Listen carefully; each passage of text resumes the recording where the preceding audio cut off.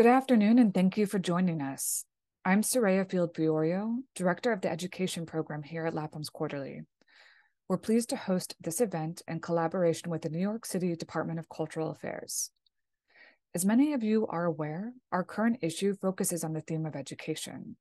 In addition to the magazine, we're pleased to announce the launch of our own education program to support teachers across the country. If you or anyone you know is a teacher at K-12 schools or community colleges, please visit our education program page. I'll post a link in the chat. On our education program page, teachers can request a free subscription for their classroom or classroom sets of available back issues. In the coming months, we will publish teaching materials for 8th and 11th graders, and we will announce when those materials are available on our email list, which you should also sign up for if you haven't already. Our education program is made possible by a grant from the Alumbra Innovations Foundation, whose generosity enables us to support educators across the country. Please share the news of our new program far and wide. This afternoon's conversation is between Paul Tough and the Quarterly's founder, Louis Lapham. Paul Tough is the New York Times bestselling author, most recently of The Inequality Machine, How College Divides Us. He is a contributing writer to the New York Times Magazine, and his writing has also appeared in The New Yorker, The Atlantic, and GQ. He was the founding editor of the website Open Letters, and he lives with his wife and sons in Austin, Texas. Paul is also the author of the Preamble in our recent education issue. I recommend reading it if you haven't already. Louis Lapham is the editor and founder of Lapham's Quarterly since 2007, and he was editor of Harper's magazine from 1975 to 2006. Louis is the author of 14 books, including Money and Class in America. He produces a podcast called The World in Time, available for listening at our website and anywhere where podcasts are played. The discussion this afternoon will be recorded. We hope to have time for questions at the end of the conversation. Please write to me in the chat if you have a question. Thank you. And Louis and Paul, I now hand the conversation over to you. Well, I, in turn, am going to hand it over to Paul. Paul, I've known for many years. He was an editor at Harper's magazine many years ago, and he knows more about the various angles and multiple problems facing American education than anybody else I know. And it was a joy to get him to write the preamble to this current issue. And so without further ado, Paul, why don't you begin wherever the spirit moves you? All right. Well, the spirit moves me first to say thank you, Louis, for inviting me to do this conversation, have this conversation with you, but more importantly, to write this preamble. It was a great opportunity. Gave me the chance before the general public to read all of the contents of this issue, which is an amazing spectrum of thoughts and reflections on education from many millennia. And also, Louis, as you mentioned, you were, or as you didn't put it in quite these words, but you were my first boss, the person who hired me and brought me into journalism and taught me pretty much everything I know. So it was, for that reason, a thrill and an honor to get to work with you again on this, relive some of our 80s and 90s memories. And so I feel like what I want to start off by talking about is some of the historical trends and streams and themes that run through this issue, and talk about how they're playing out in contemporary America.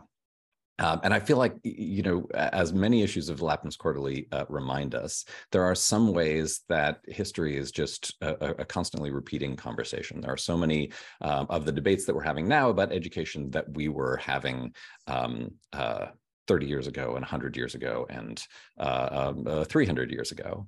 But there are other ways I think that the contemporary moment in American education is pretty new. So one is, you included, your editors included in this issue, the text of a law that was passed in Texas, where I live, requiring public school teachers not to teach critical race theory or other dangerous ideas. And that was part of an ongoing trend by a number of Republican governors and legislators of various kinds to turn public education, into a political issue. Glenn Youngkin the governor of Virginia had the most success with this. It was largely what he got elected on. And Ron DeSantis, the governor of Florida, is now trying to use similar ideas about public education to get elected president. And what is amazing to me about this, the way that these Republican politicians are trying to use public education, is that it is a kind of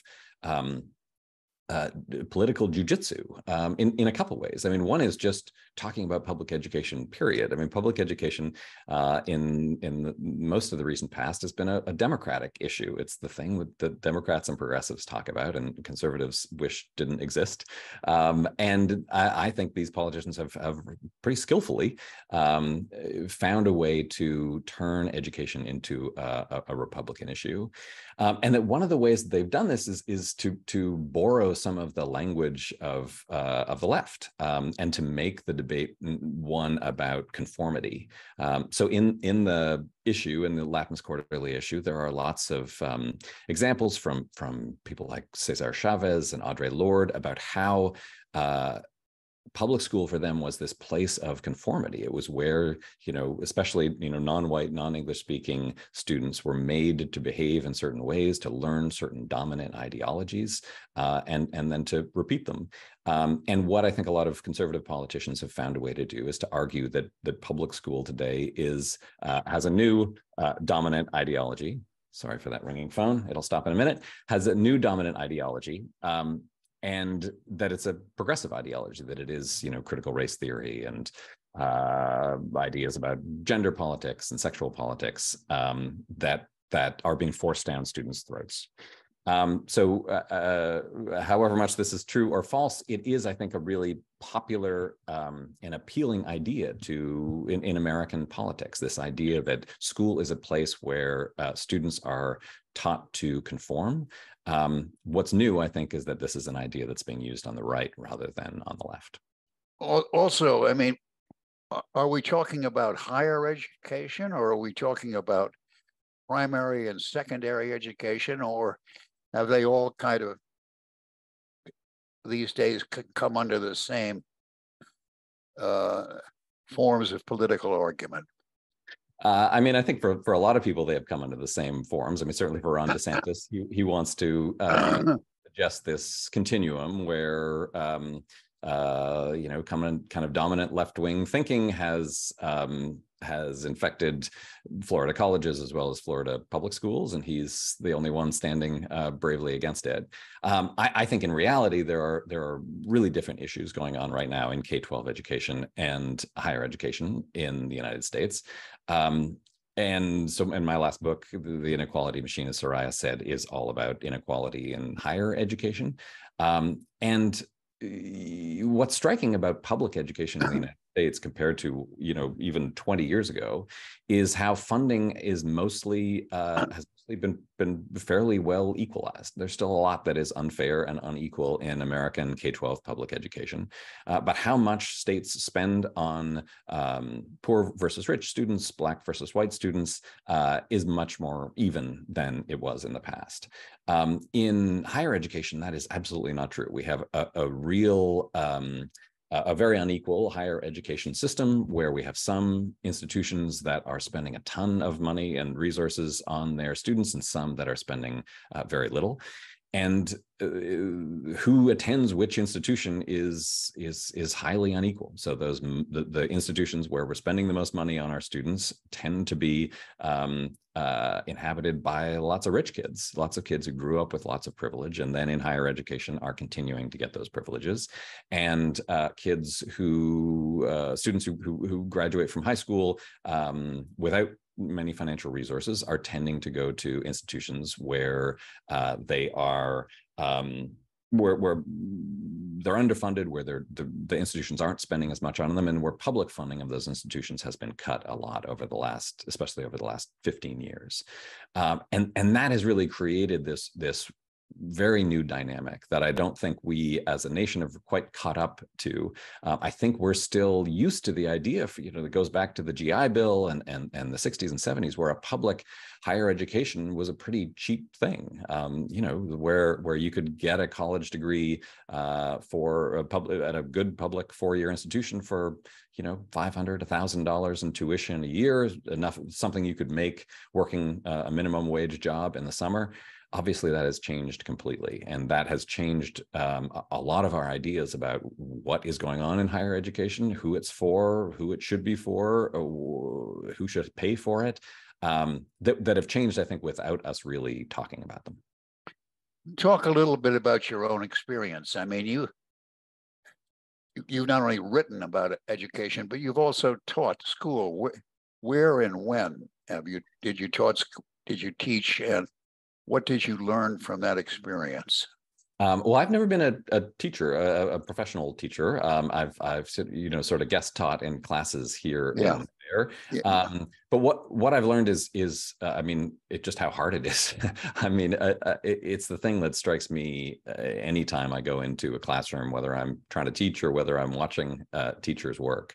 The basic fact of, especially in a smartphone era, trying to get the attention of 20 to 30 young people and keep it with, old-fashioned ideas like, books and algebra and French verbs seems almost impossible.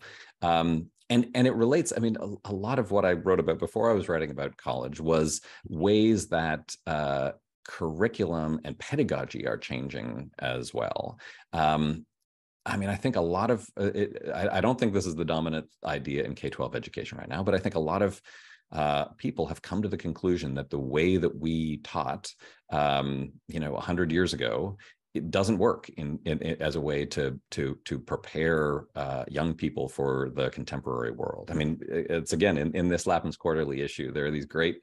I loved the like the Stefan Zweig essay, or Maria Montessori, or Federico Ferrer, all of these educators from like 100 years ago who were talking about the way that pedagogy in this very sort of stultifying pedagogy of 100 years ago was sort of trapping and crushing the spirit of students, including a lot of the ones who grew up and wrote memoirs that you excerpted in this issue.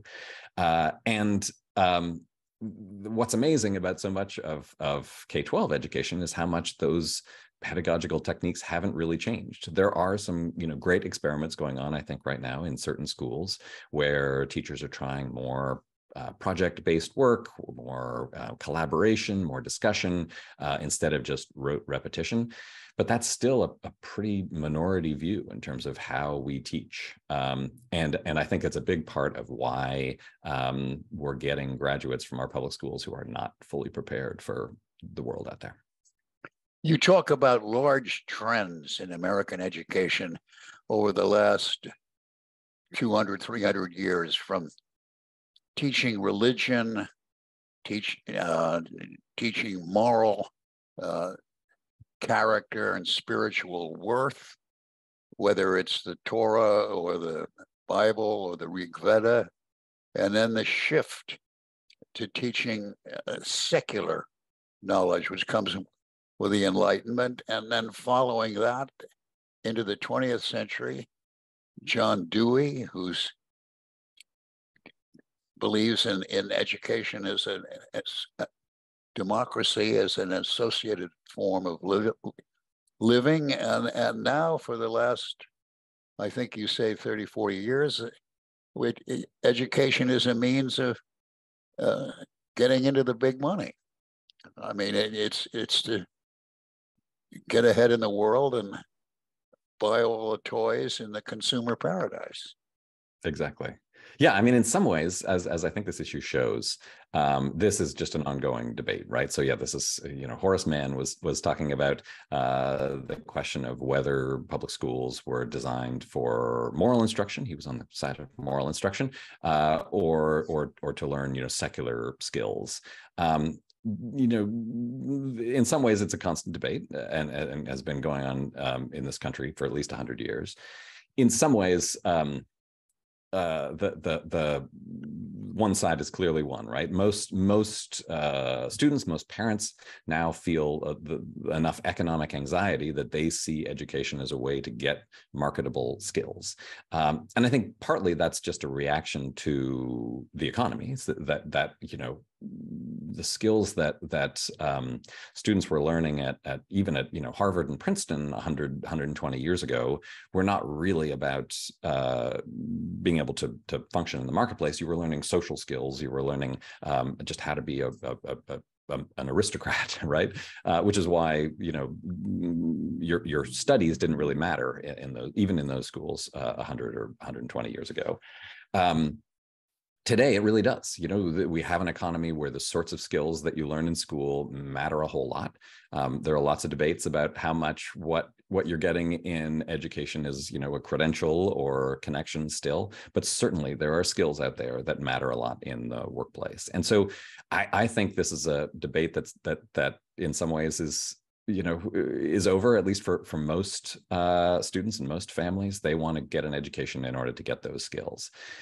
I think there's still within lots of institutions and in lots of circles, there's still a question of like, well, what are we really learning? What do we want our young people to know? But I think it's more on the level of individual institution, a family, and a person. What do I want to know? How do I want to go out into the world? What do I need to do to be prepared? Than it is for society as a whole. Right. I mean, the question is, what are the objectives? Is it for the benefit of the individual, or is it for the good of the state? Yeah, I mean that's the argument, right? Absolutely. And I mean, even the good of the state has had through American history, different definitions, right? I mean, so Horace Mann would say that having well-educated, moral Christians was good for the state. But I think a lot of people now would say having a well-educated, populace of young people who can produce things that other people want to buy, like that's good for the economy and thus good for the country. I'm not sure that there's a big distinction between those two approaches. In some ways, it's the way we've always thought about education, but we certainly use different terms now than we used to. Yes, I mean, Woodrow Wilson says in 1912, and he's the president of Princeton, and he's giving a speech to an association of secondary school teachers, and he said, we have two kinds of education in this country. I mean, liberal arts for the people who can afford it, and then the trades for people who can't. Right. And we have one class of one, very small, and another, a much larger class for the property-less many. But why? Well, I mean, we've spent, I don't know how much, $14, $15 trillion over the last 40 odd years on education. And yet you pick up the paper every day and you find out that American students are falling behind their foreign counterparts, mm-hmm. both in terms of math and reading skills. Why is that? Well, I mean, I think I feel like part of it is sort of a genuine positive trend in American life, which is that we at least try to educate all of our citizens to a higher level than we did in the past, and then a lot of other countries do, right? So if you look at, if you're trying to test and educate 100% of the population, there are some of those who in Wilson's day were headed to factories. Now a lot of those factory jobs don't exist, so they're aspiring to something different as the economy has changed. But if you're comparing that to another country where there's more of a tracking system, you're going to get different kinds of results. I think some of it is like we have a public education system that's not working as well as it should for all kinds of reasons, from funding to bureaucracy to curriculum. Some of that has to do with the kind of strange, diverse country that the United States is. Some of it just has to do with the structural facts of our public education system. I feel like most of the disparities that I care about are in higher education. That the disparities are happening more in those in what's happening in the years after high school graduation, where you have some students who are getting some kind of training, some kind of preparation, whether it's in actual knowledge or just sort of cultural savvy, that is setting them up for success in today's economy, and others who are really not. And by the end of those 4 years after high school, there's a much starker division than is true in a lot of other developed countries between who's going to win and who's not in the American economy. Yeah, I saw just 3-4 days ago a story in the paper about 5 years after college, the highest paying jobs, the top 10 are all in engineering. Right. Yeah, I mean, that's the STEM curriculum as opposed to what we used to call the humanities. Yeah. So I did some of my reporting for this last book at the University of Texas here in Austin, where I live now. And I followed a calculus class through one semester, really an amazing journalistic experience, even though I didn't learn a lot of calculus. And yeah, I mean, these students who were mostly coming from pretty, middle class, working class backgrounds, they all wanted to be engineers. I mean, it was a calculus class, but they were clearly thinking of the education they were getting as being about preparation for the economy, and engineering was what almost all of them wanted to do, simply because if you graduate from the University of Texas with an engineering degree, you're guaranteed a pretty good living. In defense of the humanities, there are people who look at those statistics and say, well, people who graduate with humanities degrees don't tend to be making as much, 5 years out of college. A lot of them are in graduate school. A lot of them are, doing something noble like teaching or social work. But that if you look around at, say, founders of zillion-dollar Silicon Valley companies, there's an actual overrepresentation of philosophy majors, that there is something in the humanities that still in certain parts of the economy can pay off in a big way. I don't know if you can convince the average parent of an Ivy League student to put their kid through philosophy as a result of those data, but there is that counter argument. Well, there's also the argument that some of our most brilliant and consequential citizens really never went to more than a few years of grad school. I mean, there's Benjamin Franklin, Abraham Lincoln, Thomas Edison. None of these people even made it through grammar school. Absolutely. I mean, I say as a college dropout myself, I'm always happy to hear those stories. I mean, I think they are fewer and further between than they used to be, certainly. But there is this, again, one of the great themes in American history that this issue captures is this sort of anti-intellectual, or at least anti-academic strain, this sense that like the self-educated man or woman is the quintessential American success story, the person who manages to learn by their own wits. In some ways, that can also be said of Frederick Douglass. Right, absolutely. So yeah, and then we have Bill Gates and Mark Zuckerberg dropping out of Harvard after a couple of years. It helps to be dropping out of Harvard and not dropping out of community college if you want to make $1 zillion.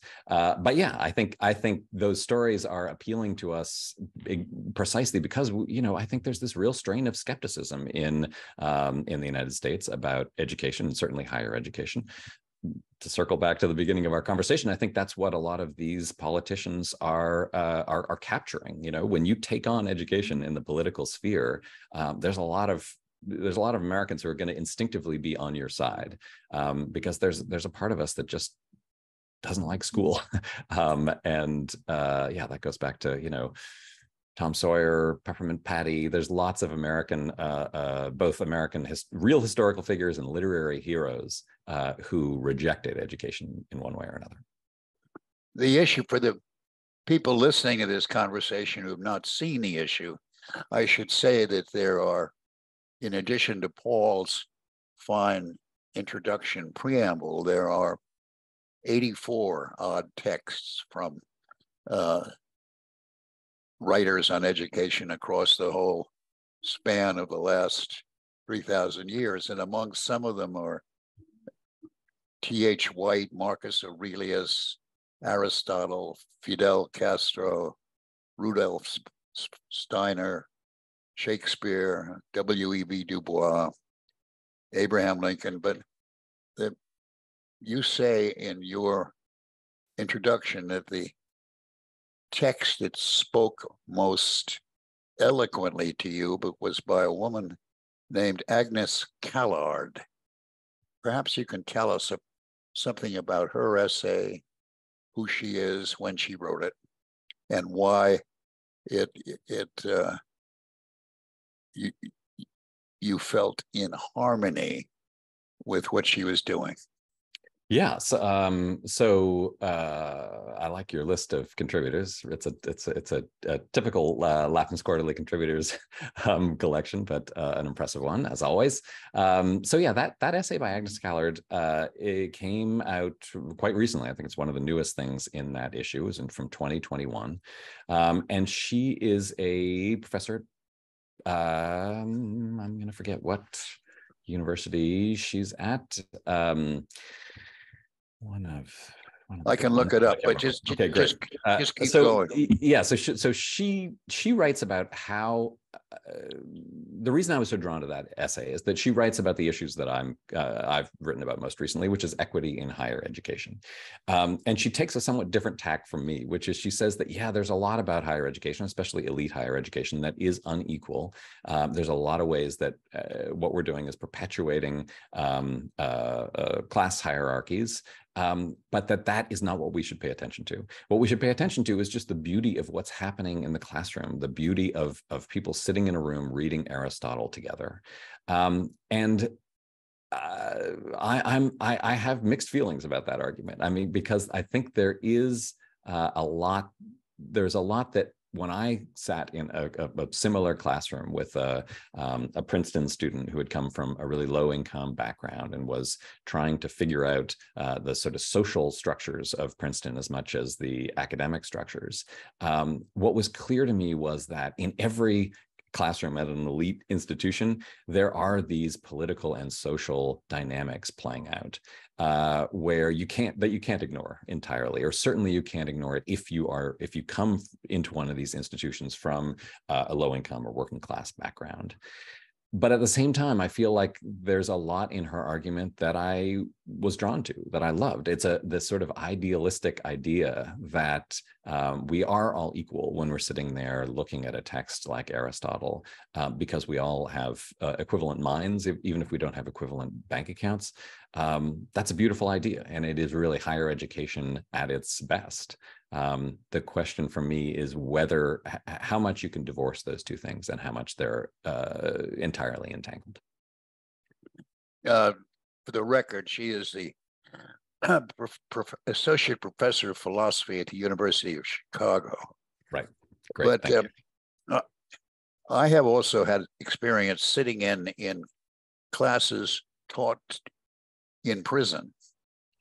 In one instance, to people who were inmates who'd been convicted of serious charges, among them murder, and they were being taught a course given by Bard College, and they were reading Aristotle and Kant, and they were really getting it.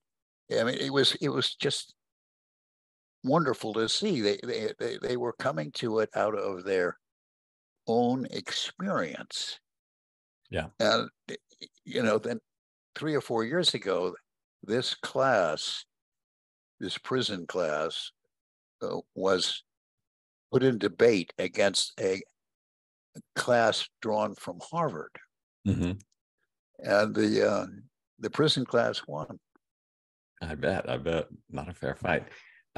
Yeah, it is. I mean, I think it's the reason teachers keep teaching and professors keep professing. It is still this amazing, even if the system as a whole is inequitable and a lot of our pedagogies aren't effective enough, for individuals, education still is on a daily basis this transformative experience. I mean, certainly transformative from from an economic point of view, as I wrote about lots of, working class kids who got to these great institutions and just had their lives and their horizons completely changed.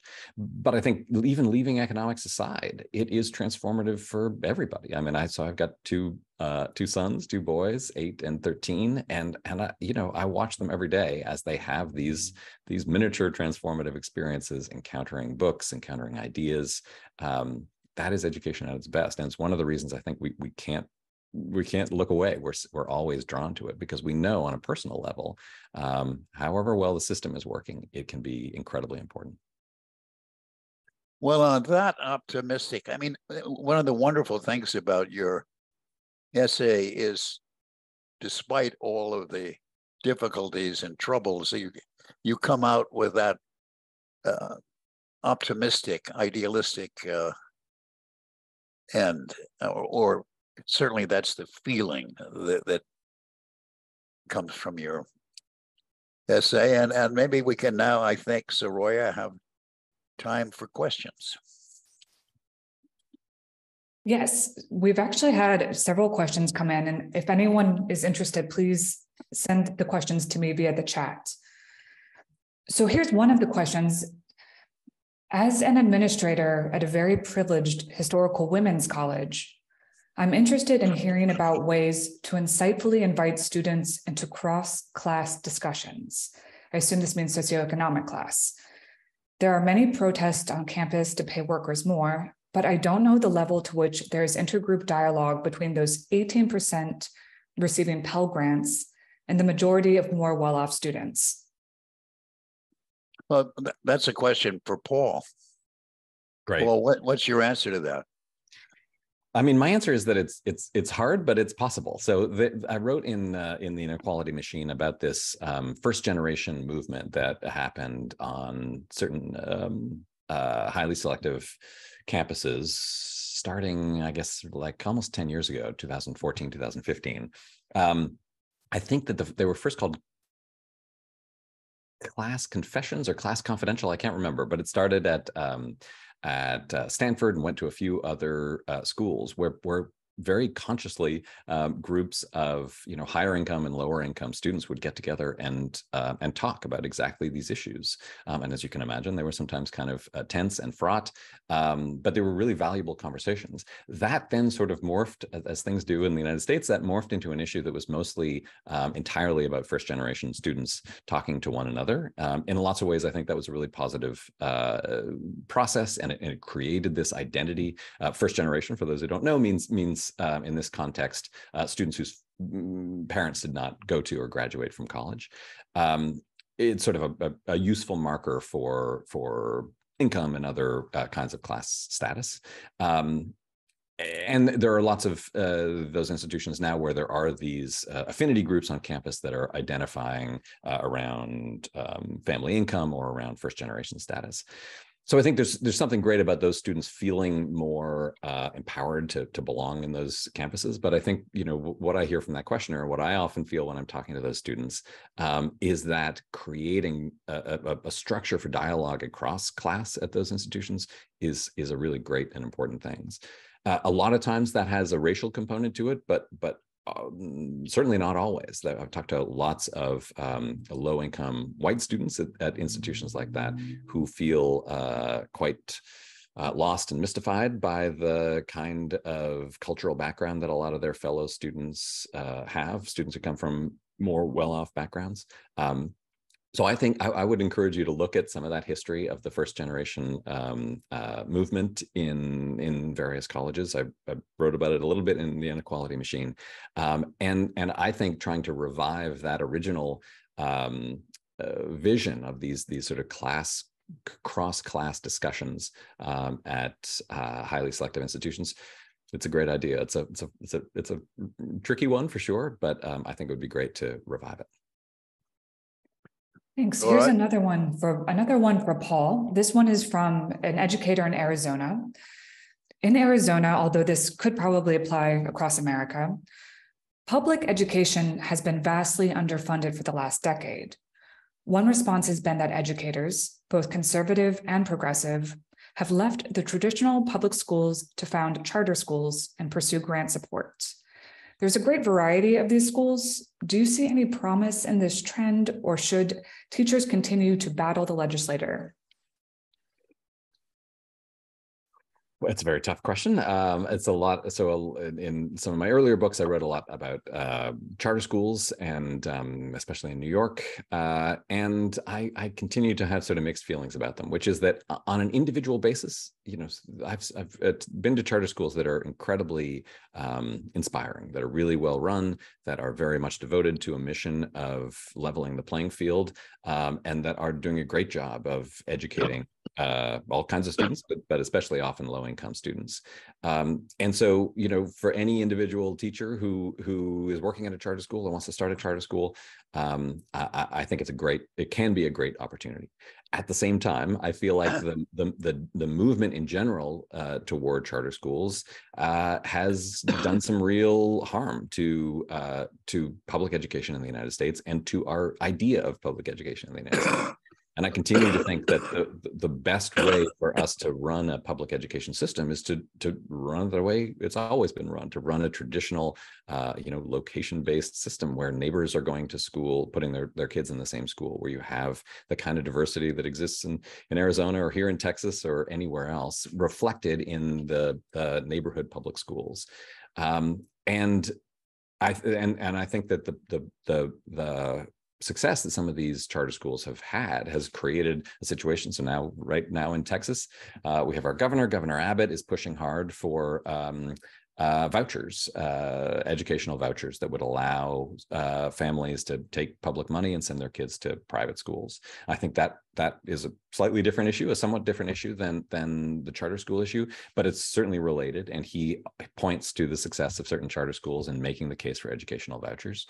And so I think that there's a way in the big picture that this push towards sort of privatizing public education is really dangerous and can be damaging. So I have trouble reconciling those two responses that I just gave that I know are completely contradictory. But I think that's the reality of the situation right now. Here's another question for either you or for either Paul or Louis. Would you explain in your own words the connection between the idea of education in this country, or public education in this country, and how it would relate to the idea of American citizenship? I would love to hear Louis's answer to that one. Well, that was Jefferson's purpose for setting up the University of Virginia. When you read Jefferson and when you read his reasons for setting up that university, it is so that the citizenry will be able to understand the form of its government and will be able to add, therefore, to the, I believe Jefferson said, the power and prosperity of the nation. I mean, his system was, he also wrote an essay on education in Virginia, in which he said that the way it ought to work is that there be some form of public education in the first few grades for everybody in the state, except of course Black people.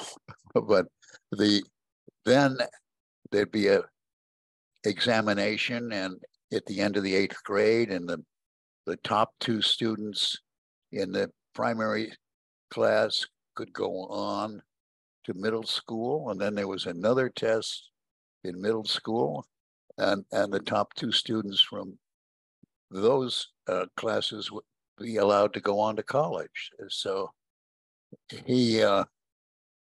Jefferson actually described it as raking the gold out of the trash. But the whole purpose of it was to support a government, self-government. Thank you. Thanks, Louis. Another question that is related but a contemporary issue is for Paul. Could you speak a little bit about the standardized testing in this country, ACT and SAT scores for high school students, and whether that's a valuable metric of academic success or what that might really be testing?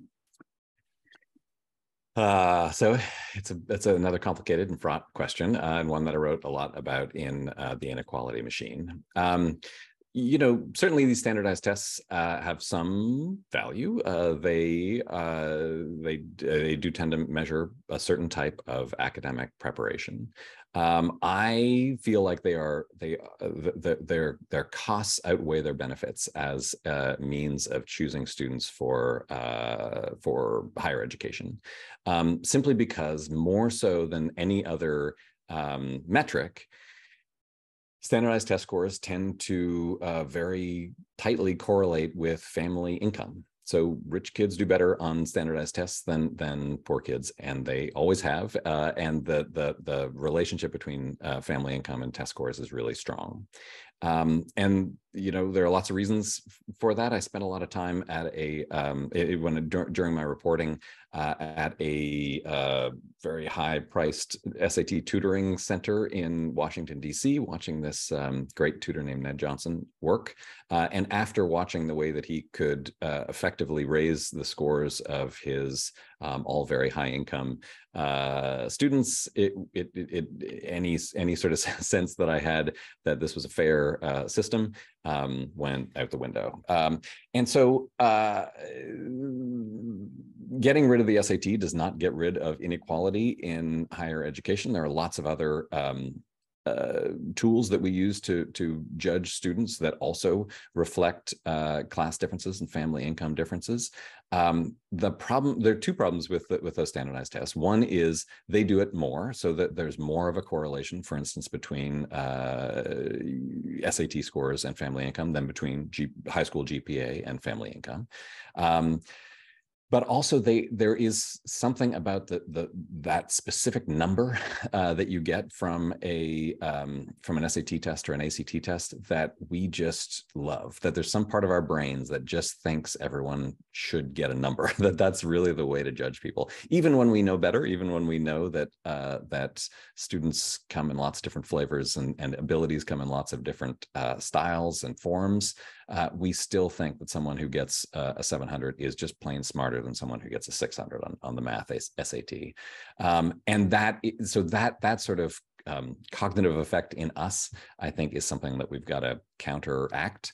And so it's another reason why I think putting emphasis on those scores in college admissions is really dangerous. I hope that we, as a result of the pandemic and potentially as a result of the Supreme Court's affirmative action decision coming out soon, I hope that we're moving away from putting as much emphasis on those scores as we do. But I think our attachment to those tests runs pretty deep in the country as a whole, and certainly in institutions of higher education. And I think it's going to take some time to wean ourselves from that drug. Thank you. We have another question about the price of education, college education in this country. And April, I see you have your hand raised. In one moment, we'll get to you.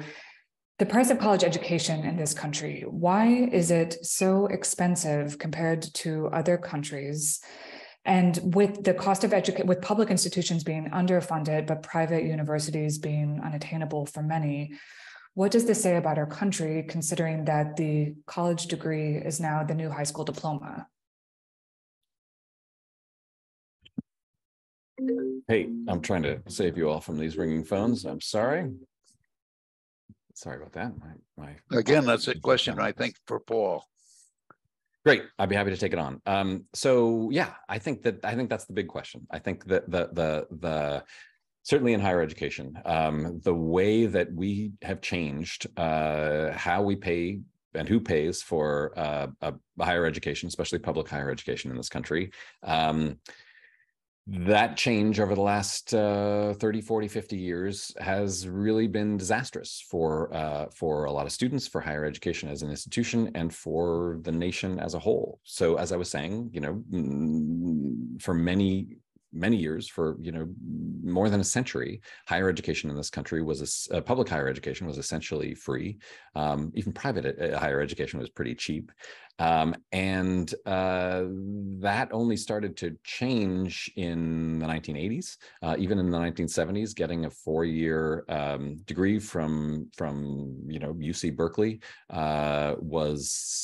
cost a couple few $1,000s, and it was something that a student could afford. Any student could really afford, and that changed radically over the last 20 years. Going back a little bit further, but especially over the last 20 years, it accelerated after the 2008 recession, when a lot of state governments had to cut lost revenue, and so had to look for places to cut, and they discovered they could cut public financing of public higher education, and students would keep showing up. They were desperate enough to get that education that they would pay for it, and they would borrow in order to pay for it.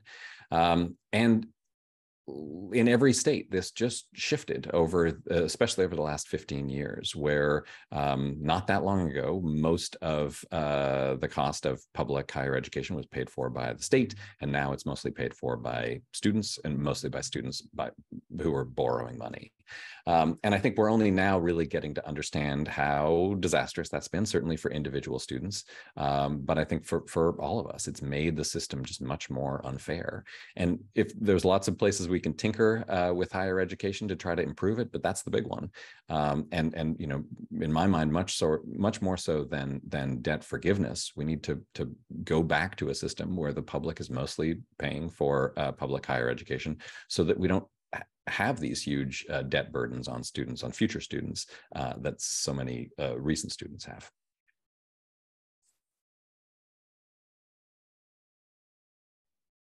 Thank you for that response. And I think that we have time to take maybe a couple more questions. Great. One that has come in is, would Paul favor discrimination on the basis of educational attainment? For instance, if a person is competent in a field but doesn't have the degree to show that competence, for instance, the pedigree for the competence, should somebody be disqualified for a job simply because they lack the degree? No. So, and I can't remember which governor is this in Michigan. Or no, it's not. I can't remember where it is. A governor recently just said, yeah, he's going to change this, right? So for lots of state jobs that have a requirement of a BA, he's going to remove that requirement. Not remove the other qualifications, not trying to get less qualified applicants, but arguing that there are lots of qualified applicants who don't have a degree from a higher education institution. I think that's a great push. I think that it is going to, but I don't think it's going to change everything. I don't think that most of the problem is that there are these highly qualified students out there who don't have degrees, who aren't able to get jobs because of that credential. I think it's a few percentage points, and I think shifting that notion will be really useful. Mostly, I think that the disparity in degrees is related to a disparity in skills, that there are a lot of students who are coming out of high school not able to make their way through a higher education system, in part because it is so inequitable, who just aren't getting the skills that they need to qualify for higher education. But yeah, Lewis hired me without a BA at Harper's Magazine many years ago, and I feel really lucky, because I don't think that would happen in lots of publishing in lots of magazines and newspapers today. But I was grateful for the fact that he was able to overlook my credential problems and see that I had other things to offer. And I think whenever that can happen for young people today, it's a plus, not only for them, but for the system as a whole. I should add one point that it used to be different. In the 30s, before World War One, in the 20s, the Wall Street would never hire a college boy. They were I mean, what they wanted, what the people they hired were kids who had started out working the floor as clerks on the trading floor, people that had experience. I mean, they just thought college boys were useless fops walking around with scarves. I mean, and silly hats. I mean, Louis, I'm sure you saw it in journalism too, right? I mean, when you were a young journalist starting out, I'm sure there were lots of journalists who didn't have college degrees. Now, go to the New York Times or the Washington Post. There are a few people who don't have BAs, but not many. When I started out in the newspaper business as a reporter for the San Francisco Examiner in 1957, and I was the only Ivy League kid in the entire building. And you were the guy wearing the scarf. I was the guy wearing the scarf, and I was mocked. I mean, the attitude of my fellow reporters who had grown up, in the streets, with real experience of the world, used to make fun of me. I mean, properly so. Right. I can remember that I tried to look everybody in those days wore hats. The kind of hat that Humphrey Bogart wears in the Maltese Falcon. Yeah. And so the first day I showed up in the press room of the Oakland City Hall on the police beat in 1957, I had gotten one of those hats, and I was. One of the older reporters in the room said to me, "Kid, it's a nice hat, but you've got it on backwards." But no, I mean, the to be from the Ivy League was a strike against you, right? In the 50s, and the same thing happens to the sense of humor. The sense of humor, there was a much broader and lighter sense of humor in the 30s, and I'm born in 1935, and even during the war in the 40s, because the humor was the poor making fun of the rich. Right. That's the way the humor worked. But once we got into the plutocracy after World War II, the humor turns into the rich making fun of the poor. I mean, that's a truly terrible thing that has happened over the last 50 odd years. Yeah. Anyway, it's a straight point. What a great. I think we have time for one more question. April, I'm going to try to unmute you. Thank you so much. And thank you for sharing that story, Mr. Lapham. And Paul, I really appreciated your answer on the race-based admissions case. I actually have worked on it a lot. I wonder, how do we shift in, the conversation to what would make, kind of taking Mr. Lapham's comment about how the poor were making fun of the rich, into first generation and people coming into, Ivies, where they're really seeing that your test score is only one part of who you are as the person who can contribute to the overall student body. Your experiences and what you can bring to the table enrich not only the people who are coming, who are already at the school, but also those who are coming in as a part of their overall education. I was wondering if you had a response to that. Well, I make them see the movie Trading Places. Did you ever see the movie Trading Places with Eddie Murphy? I am a huge Eddie Murphy fan. Yes. Well, yeah. I mean, I'd make that required assignment for the incoming class. Because that's what happens. I see. Okay. So are you ready to do an amicus brief and using Trading Places as your footnote that? Yeah. Yeah, right. Paul? So, I mean, what I would add is like, I spent a lot of time with on those highly selective campuses with low income students, and it is always, you know, they always end up succeeding in one way or another because they're really, really smart, but it's almost always a really tough process. You know, just they often feel really out of place, not welcomed. There's lots, I think, that institutions can do to do a better job of welcoming those students, but I feel like so much of it has to happen in admissions. There just should be more, right? There just should be more working class, low income students at those elite institutions, and that's just a decision that admissions people can make. And whatever the Supreme Court decides about affirmative action will not stop that. Will not make that impossible at all. There are lots of ways to get more low income students into those institutions.